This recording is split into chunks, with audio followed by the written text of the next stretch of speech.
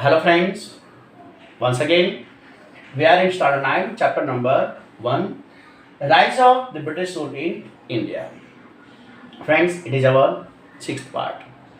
In earlier videos, we have seen that how the European countries and Indian traders were trading from ancient time and how the trading was stopped.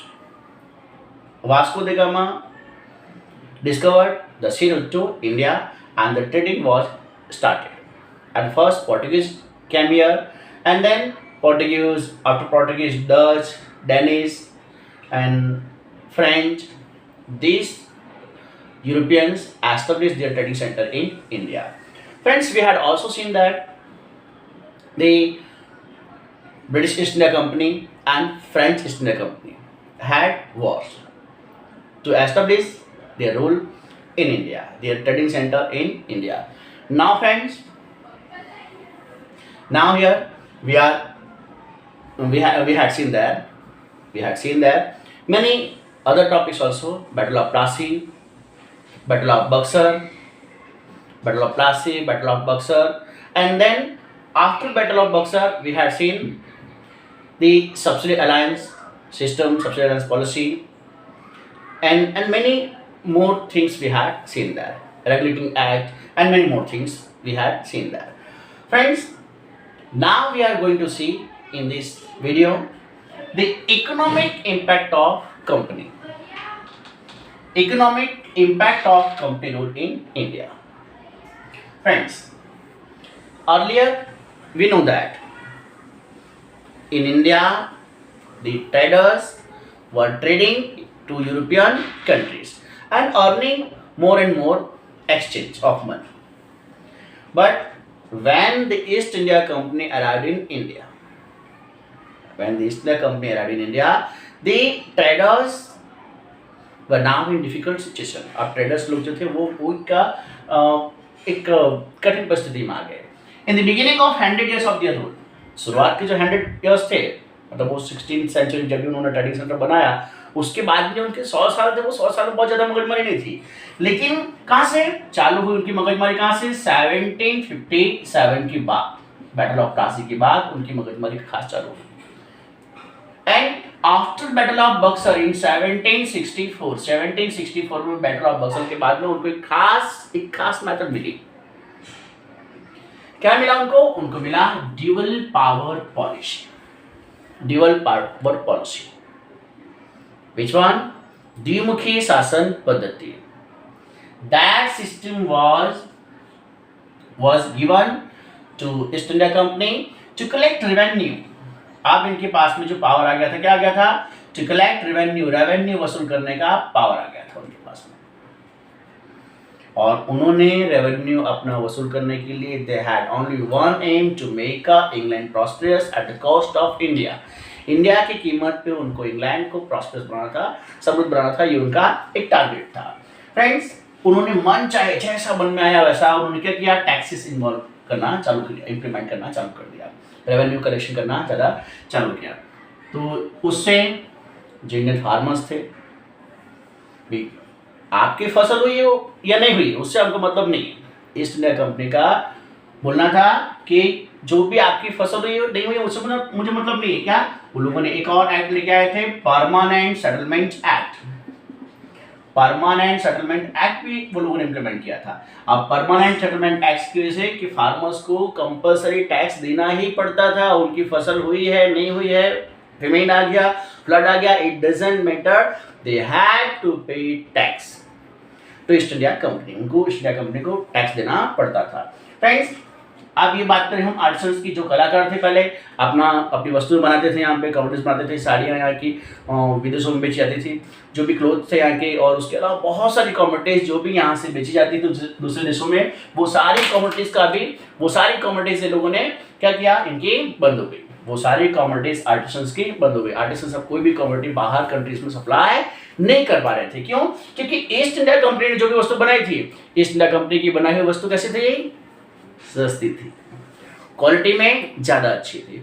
और यही नहीं दोस्तों, यही नहीं, इसके अलावा क्या कि जो भी वस्तु जो वस्तु इंडियन आर्टिस्ट बनाते उसके ऊपर हैवी टैक्स होता, इंडियन आर्टिस्ट बनाते उसके ऊपर हैवी टैक्स होता, और जो भी वस्तु ईस्ट इंडिया कंपनी बनाती उसके ऊपर टैक्सेस नहीं होते। इससे क्या हुआ, लोग क्या करते हैं, लोग जो भी ब्रिटिश ईस्ट इंडिया कंपनी के बनाई वस्तु थी उसको खरीदते हैं और इंडियन आर्टिसंस की वस्तु नहीं खरीदते। So that artisans were also in problem. Labours जो भी फार्म्स थे, फार्म्स ब्रिटिश लैंडलॉर्ड के थे, तो ब्रिटिश लैंडलॉर्ड्स क्या करते, मजदूरी करते लेकिन पैसे नहीं देते या कम देते।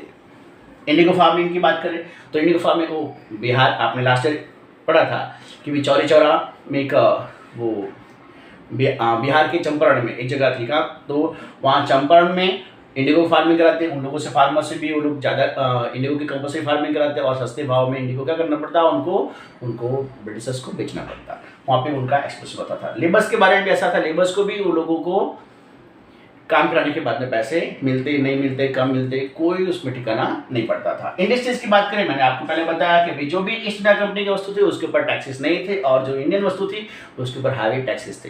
तो लोग क्या करते, लोग ईस्ट इंडिया कंपनी की वस्तु खरीदते, इंडियन इंडस्ट्रीज की वस्तु खरीदते नहीं थे और इससे क्या हुआ, इंडियन इंडस्ट्रीज भी सब टूट गई। Earlier we have seen before East India Company, East India Company के आने के पहले जो इंडियंस अपने कमोडिटीज को बाहर यूरोपियन कंट्रीज में या दूसरी जगह पे एक्सपोर्ट करते थे, अब उनका एक्सपोर्ट भी सब बंद हो गया। तो क्या हुआ दोस्तों, इससे फार्मर्स, आर्टिसंस, लेबर्स, इंडस्ट्री सबके इकोनॉमिकली हालत खराब हुई, सब कुछ टूट गया, सब खत्म हो गया उनके लिए।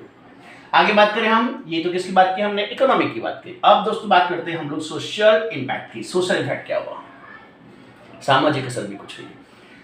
देखो जो भी था, इकोनॉमी में नुकसान हुआ लेकिन सोशल इम्पैक्ट अच्छे पड़े। Friends, freedom of speech, British government had given freedom of speech, बोलने की आजादी मिली।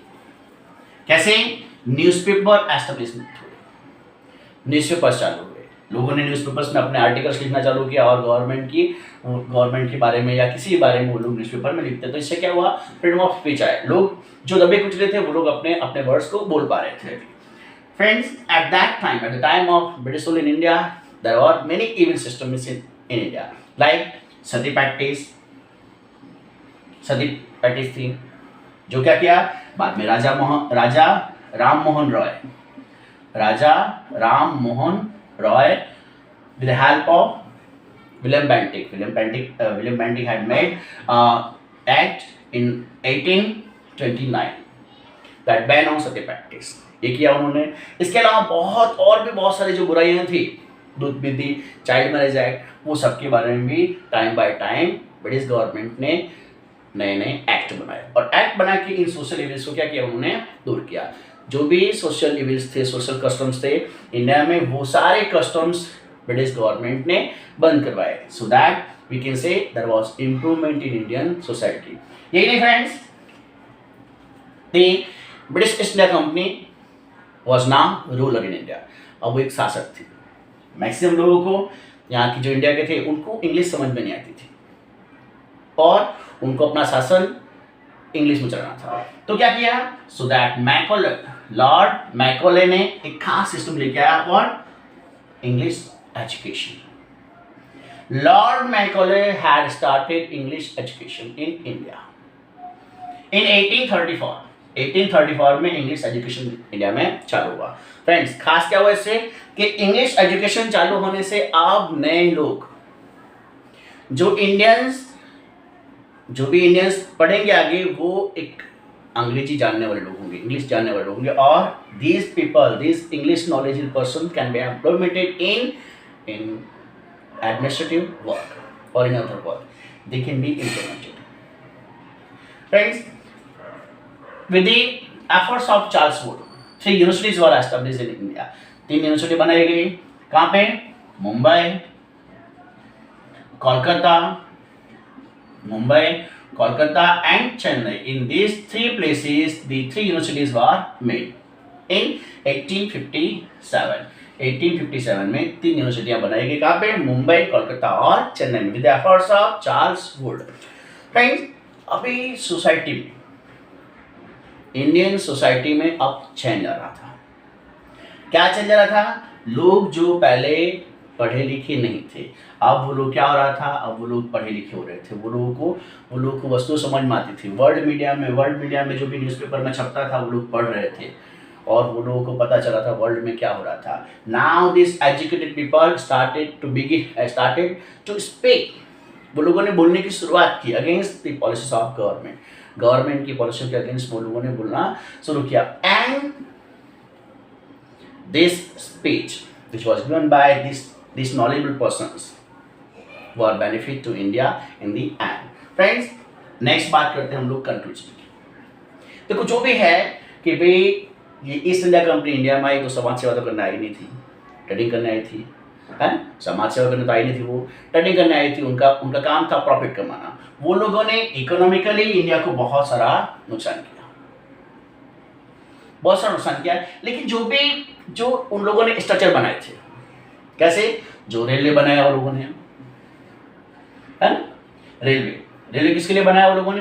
इन the earlier it was made for them. वो उन लोगों ने अपने लिए बनाया था। Railway was made in 1853 between Mumbai to Thane. Railway आया, पोस्टल सिस्टम, है ना? Railway postal system, telegram system, ये जो भी सिस्टम आए, नए जो भी खोज हुए, PWD department, public work department जो भी एस्टैब्लिश हुआ, वो बाद में लास्टली इंडिया को ही बेनिफिट में आया।